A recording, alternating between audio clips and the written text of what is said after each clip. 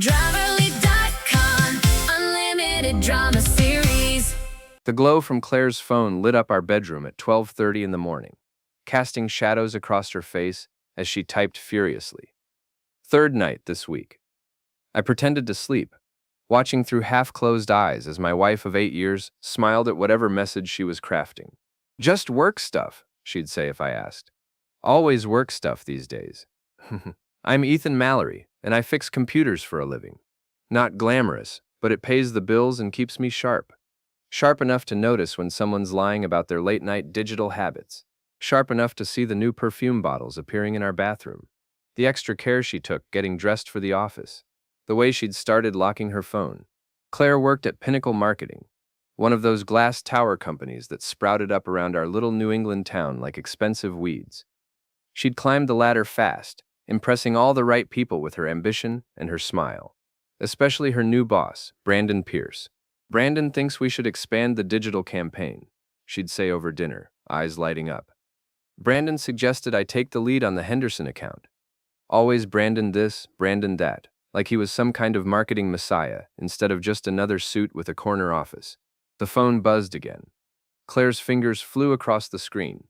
Then she set it face down on her nightstand and rolled over, pretending to settle into sleep. But I could feel the tension in her body, the way she held herself too still, too careful. Outside our bedroom window, Mrs. Dodd's porch light flickered on. Our neighbor had insomnia worse than mine, always peering through her curtains at odd hours. Yesterday, she'd cornered me by the mailbox. "Lot of fancy cars in your driveway lately, Ethan," she'd said, adjusting her thick glasses. "That silver BMW was here again Tuesday night while you were at Tom's poker game." Brandon drove a silver BMW. I rolled over and stared at the ceiling, listening to Claire's breathing gradually deepen into actual sleep. My mind churned through the evidence like debugging code. The late meetings that ran past midnight. The new lingerie that never made an appearance in our bedroom. The way she'd started working weekends, claiming the office was the only place she could concentrate. 3 weeks ago, she'd announced she wanted to throw herself a birthday party. Not just dinner with friends, but a real celebration at Riverside Park with everyone from work invited. "I want to show off my amazing life," she'd said, squeezing my hand. "My wonderful husband and my incredible career." Right, her incredible career and her incredible boss. I slipped out of bed and padded downstairs to my basement workshop. Surrounded by dismantled computers and tangled cables, I fired up my laptop and started planning. If Claire wanted to show off her amazing life, I'd make sure she got exactly what she deserved.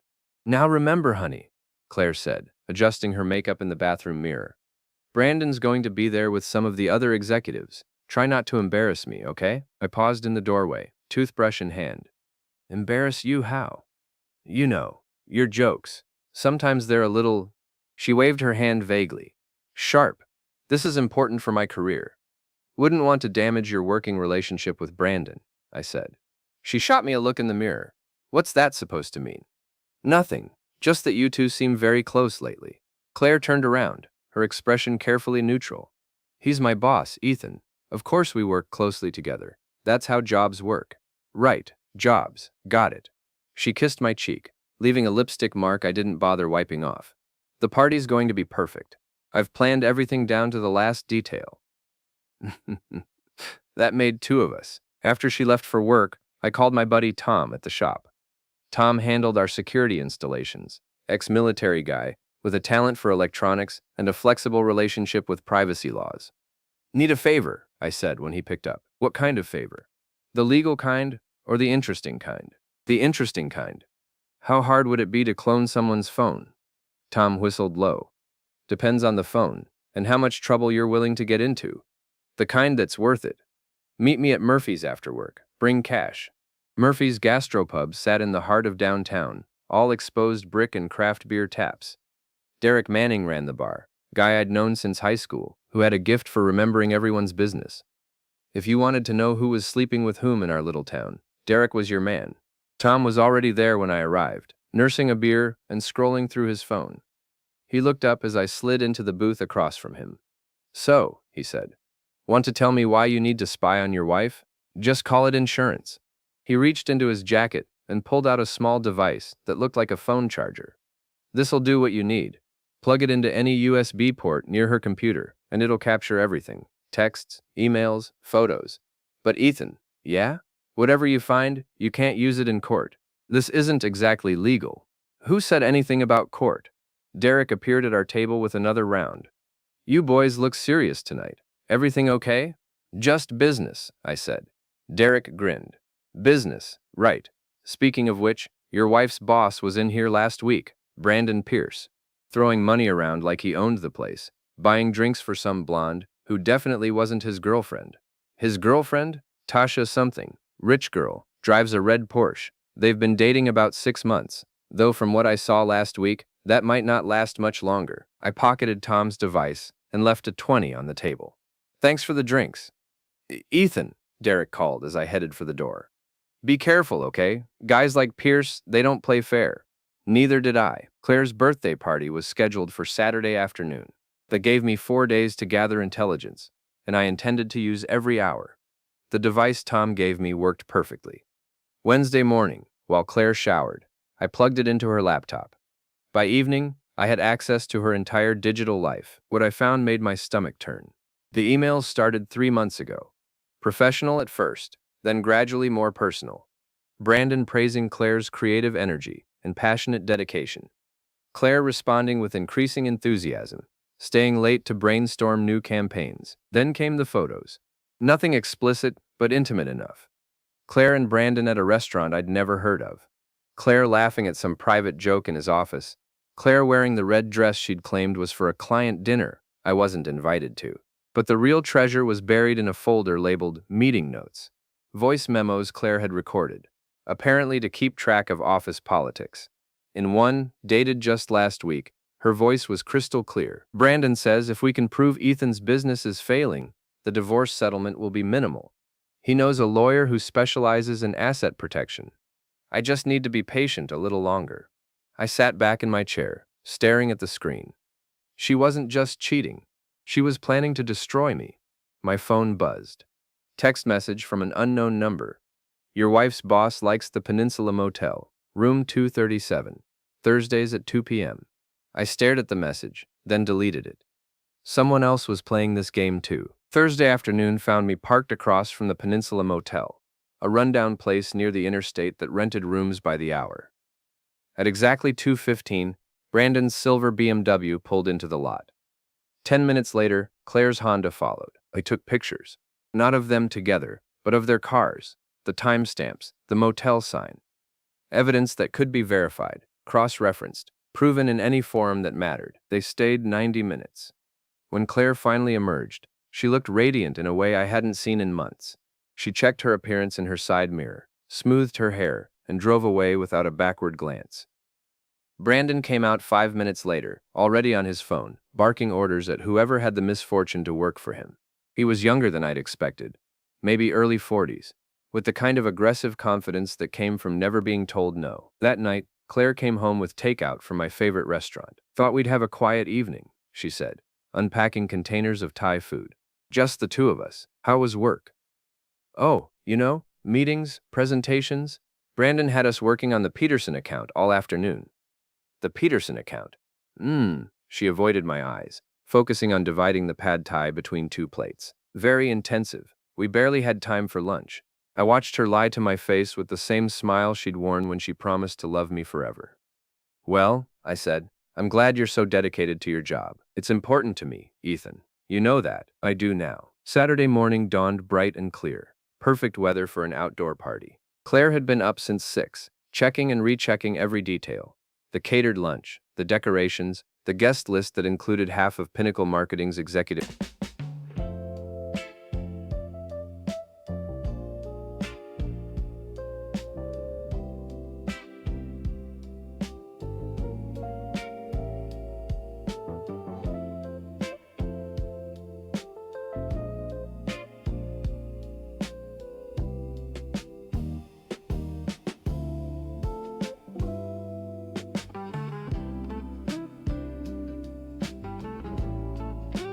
staff. Did you pick up the cake? She asked for the 3rd time. It's in the car. Chocolate with raspberry filling, just like you wanted. And you set up the slideshow? I smiled. Every photo you gave me. plus a few extras I found. Claire beamed. This is going to be perfect. She had no idea how right she was. Riverside Park's covered pavilion filled up quickly. Claire's coworkers arrived in clusters, all sharp suits and careful smiles. I recognized most of them from her stories. Sienna from HR, always gossiping but never quite as clever as she thought. Melanie from Creative, who covered for Claire's long lunches and late arrivals. A dozen others whose names I'd heard, but faces I'd never seen. Brandon arrived fashionably late, alone. He wore expensive sunglasses and a polo shirt that probably cost more than I made in a week. Claire practically glowed when she saw him, hurrying over to play hostess. Brandon, I'm so glad you could make it. Wouldn't miss it, he said, flashing that $1,000,000 smile. You look incredible, Claire. I watched from across the pavilion, setting up the laptop for the photo slideshow. They stood just a little too close, talked just a little too quietly. Anyone paying attention could see the connection between them, which was exactly what I was counting on. At 2 o'clock, I called for everyone's attention. Before we cut the cake, Claire wanted to share some memories from the past year. A little birthday retrospective. The slideshow started innocently enough. Claire at company events, Claire receiving awards, Claire looking professional and accomplished. The crowd murmured approval. Then came the candid shots I'd pulled from her phone. Claire and Brandon at that restaurant. Claire laughing in his office, his hand resting on her shoulder. Claire wearing the red dress, Brandon's reflection visible in the window behind her. The murmurs stopped. I glanced around the pavilion, watching faces change as people processed what they were seeing. Sienna's mouth fell open. Melanie looked like she'd swallowed something sour. Interesting photos, said a voice from the back of the crowd. Everyone turned. A woman I didn't recognize stood near the entrance, tall and elegant with sharp green eyes. She wore a sundress that probably cost more than my car, and she was staring directly at Brandon. Tasha, Brandon said, his voice tight. What are you doing here? Someone sent me an invitation, anonymous but very detailed. She walked into the pavilion, her heels clicking on the concrete.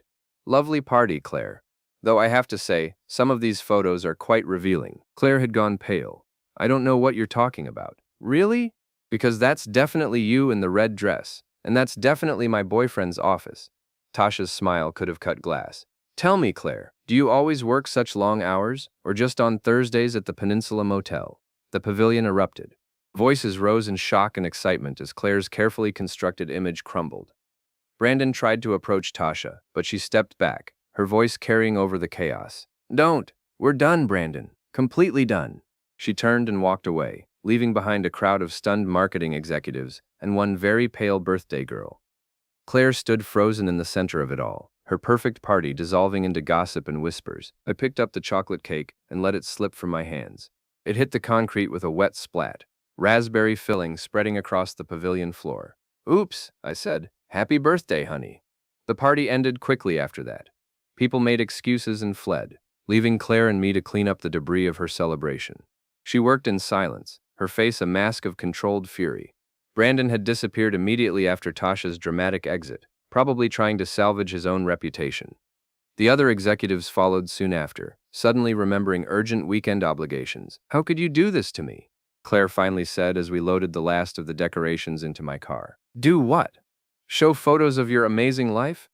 You know exactly what you did. You invited her. You set this whole thing up. I shrugged. I thought it would be nice for Brandon to have support from his girlfriend. Didn't realize it would be a problem. Claire slammed the car door hard enough to rattle the windows. This is going to ruin everything. My career, my reputation, your affair. The words hung between us like smoke. Claire's carefully maintained facade finally cracked. It's not what you think. Really? Because I think you've been sleeping with your boss for months, while planning to divorce me and take half my business. Am I close?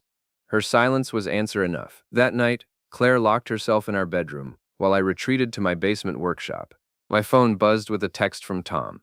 Heard about the party. You okay? Getting there, I replied.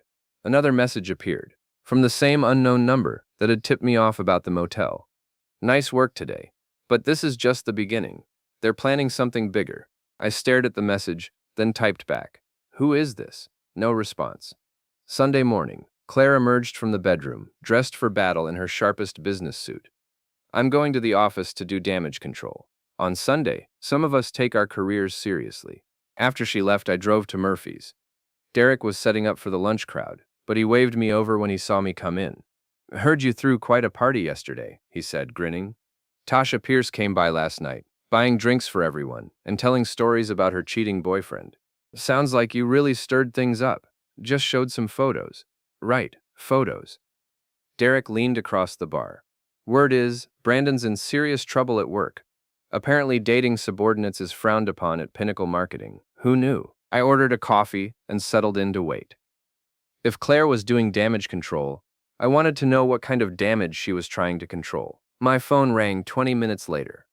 Unknown number, but I recognized the voice immediately. This is Sienna Walsh from Pinnacle Marketing. We need to talk. About what? About your 200 messages, deleted photos, a folder called Don't Open. Watch more on Grammarly.com. wife and what she's planning to do to you. Meet me at the Starbucks on Elm Street in 1 hour. Come alone. The line went quiet. I finished my coffee and headed for what I hoped would be some answers. Sienna Walsh looked nervous when I found her at Starbucks, clutching a large latte and checking her phone every few seconds. She was younger than I'd expected, maybe late 20s, with the kind of eager energy that screamed recent college graduate. Thank you for coming, she said as I sat down across from her. I wasn't sure you would. You said Claire was planning something. I'm listening. Sienna glanced around the coffee shop, then leaned forward. I work in HR, so I see everything that goes through the system. Complaints, investigations, personnel changes. Brandon's been very busy lately. Busy how? He's been building a case against you. Financial records, credit reports, business filings. He's trying to prove your computer repair shop is failing so Claire can claim financial hardship in the divorce. My stomach tightened. Is it working? Not yet. But he's also been making calls to your business clients, suggesting they might want to find a more reliable service provider. 3 of them have already canceled contracts. I thought about the recent cancellations, clients who'd suddenly decided they didn't need my services anymore. I'd assumed it was just normal business fluctuation. Why are you telling me this? Sienna's face hardened. Because Brandon's a predator. Claire isn't his first affair, and she won't be his last. He's done this before, helped married employees destroy their spouses so he could control them better. I've seen the pattern, and you want to stop him? I want to stop both of them. Claire's been throwing people under the bus to impress Brandon, taking credit for other people's work, sabotaging projects to make herself look better. She's poison. I studied Sienna's face, looking for signs of deception. She seemed genuine, but in a town full of people playing angles, genuine was hard to trust. What do you want from me? Nothing. I want to give you something. She slid a flash drive across the table. Personnel files, email threads, financial documents. Everything Brandon and Claire think is secret. I pocketed the drive. What's your angle here, Sienna? What do you get out of this? Revenge, she said simply. Brandon passed me over for promotion twice to make room for Claire. Said I wasn't executive material. Time to prove him wrong. That evening, I loaded Sienna's flash drive onto my most secure computer. What I found was worse than I'd imagined. Brandon had been systematically destroying my business for weeks. Phone calls to clients questioning my competence, anonymous complaints filed with the Better Business Bureau, even attempts to have my business license challenged. But Claire's involvement was the real revelation. Email chains showed her feeding Brandon information about my finances, my client list, even my daily schedule.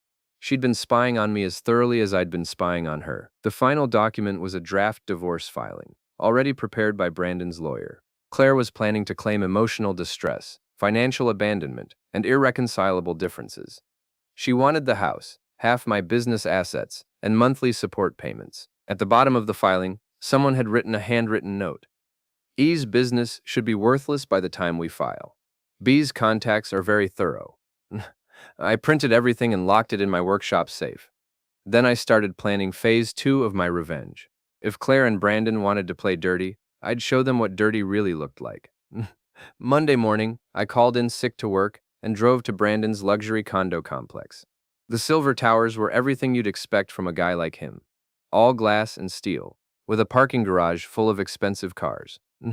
Brandon's BMW sat in its assigned spot, pristine and perfect.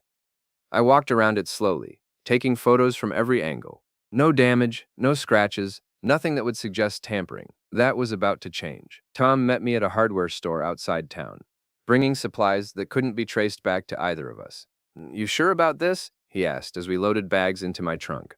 "They've been sabotaging my business for weeks. Time to return the favor."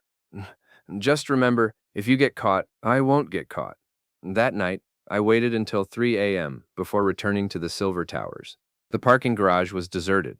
Security cameras positioned to watch the entrances, but not individual parking spaces. Brandon had chosen his spot for privacy, not protection. I worked quickly and quietly. Loosened the valve stems on all 4 tires, not enough to cause immediate failure, but enough to create slow leaks. Poured a bottle of fish sauce into the air conditioning intake. Filled the interior with biodegradable glitter through the slightly open sunroof. The coup de grace was a magnetic GPS tracker attached to the undercarriage, the kind used by private investigators and suspicious spouses. If Brandon wanted to play games, I'd make sure I knew where he was playing them. Tuesday morning, my phone buzzed with angry texts from Claire. "Brandon's car was vandalized. Someone's targeting us. This has to stop." I replied, "That's terrible. Did he call the police?" "He can't. The smell is too bad to drive, and he's covered in glitter. He looks ridiculous." Sounds like someone's sending a message. "This isn't funny, Ethan. Whoever's doing this is escalating." She was right about the escalation, but she had no idea who was really behind it. That afternoon, I got a call from Derek at Murphy's. "Your wife's boss is here, and he's furious. Ranting about vandalism and revenge. Thought you'd want to know. I'll be right there." I found Brandon at the bar, still picking glitter out of his hair and reeking of fish sauce. His expensive clothes were wrinkled, his usual confidence replaced by paranoid anger. "Ethan," he said when he saw me, "we need to talk." "About what?" "About this harassment campaign. I know you're behind it." I ordered a beer and sat down 2 stools away. "Behind what?" "I fix computers for a living, Brandon. I'm not exactly a criminal mastermind. Someone's been following me, vandalizing my property, sending threatening messages to my girlfriend." "Ex-girlfriend," I corrected. "And maybe you should consider why so many people seem to have problems with you." Brandon's face reddened. "You think you're clever, don't you? Playing innocent while you destroy my life. Your life seems to be self-destructing just fine without my help. Sleeping with married employees, sabotaging their spouses, using your position to intimidate people. That's all you, buddy. You can't prove anything." I smiled and took a long sip of my beer. "Prove what? That you're having an affair with my wife? That you've been trying to destroy my business? That you're a predator who uses his position to manipulate women?" Brandon stood up, his hands clenched into fists. "You're going to regret this." "Am I?" "Because from where I'm sitting, you're the one covered in glitter and smelling like rotten fish. Maybe you should focus on cleaning up your own mess instead of threatening people." He stormed out, leaving behind the lingering smell of fish sauce and the sound of Derek's laughter. "That guy's having a really bad week," Derek said.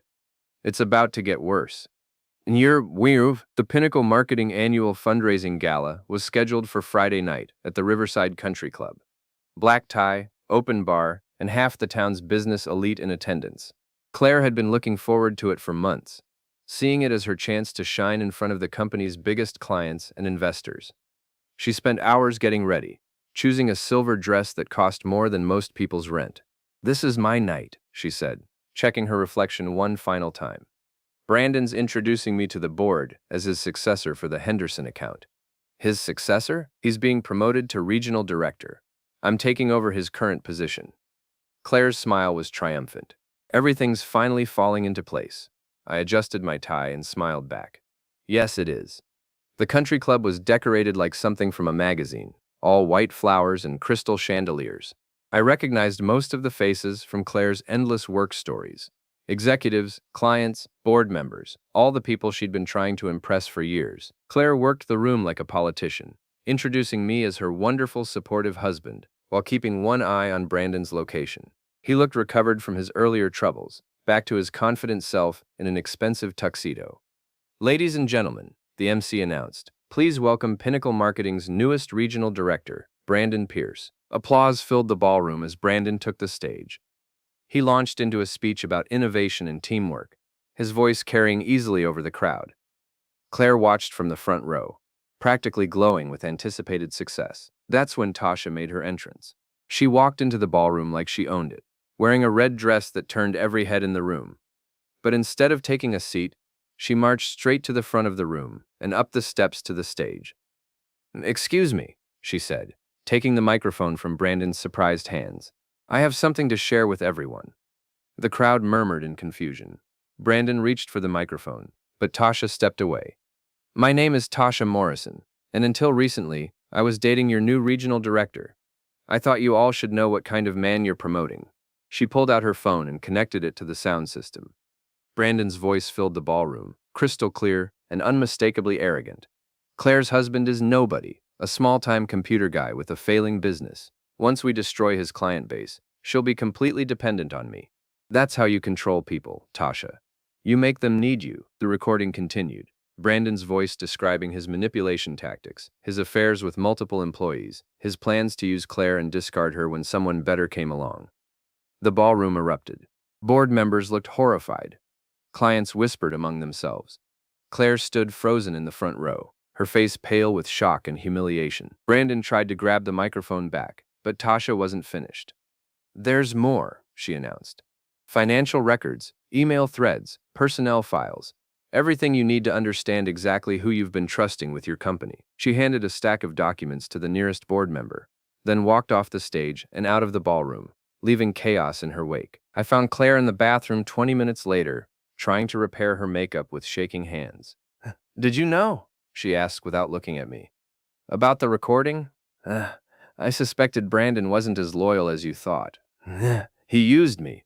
Everything he said about promoting me, about us having a future together." Her voice broke. "It was all lies."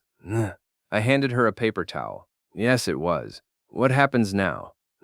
"Now you face the consequences of your choices, both of you." Claire looked at me in the mirror, seeing perhaps for the first time the man she'd been trying to destroy. "I'm sorry, Ethan, for everything." "No, you're not. You're sorry you got caught."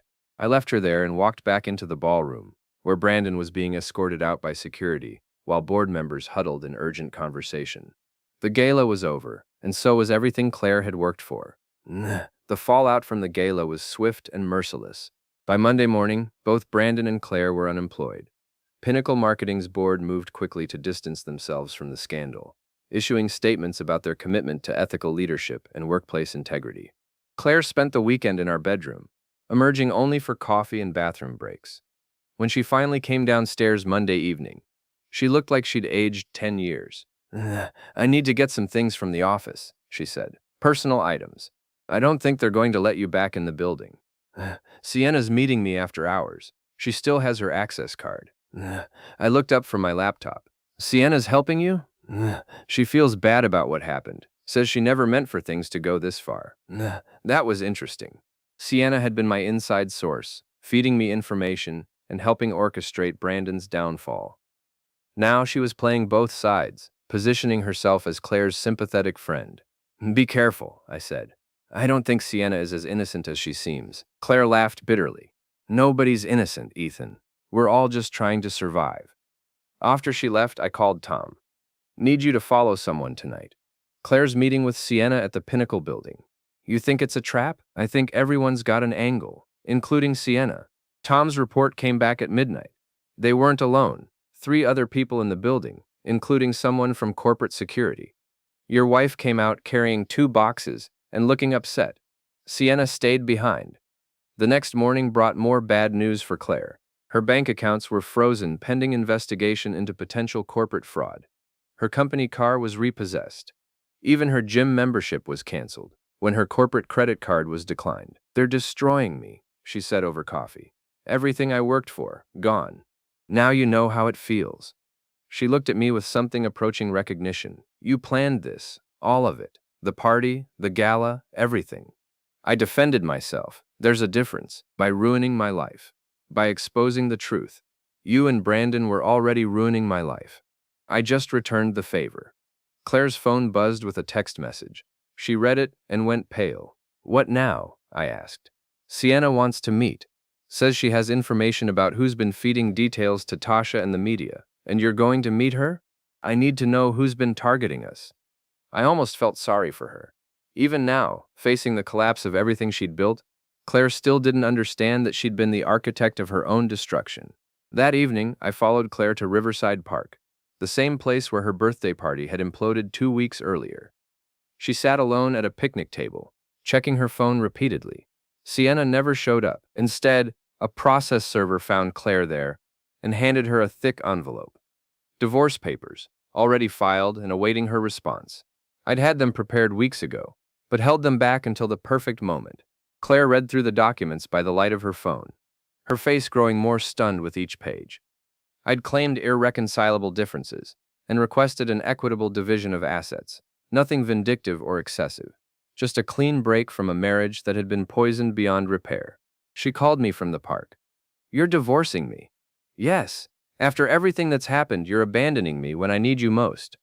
Like you abandoned me when you started planning to destroy my business and take half my assets." Silence on the line. "The papers are fair, Claire. You keep your personal belongings, your car, half our savings. I keep the house and my business. No alimony, no ongoing obligations. What if I contest it? With what lawyer? What money? Face it, Claire. You've got nothing left to fight with." The line went quiet. When she spoke again, her voice was small and defeated. "I never meant for it to go this far." "Yes, you did. You meant for it to go exactly this far. You just thought you'd be the one holding the cards at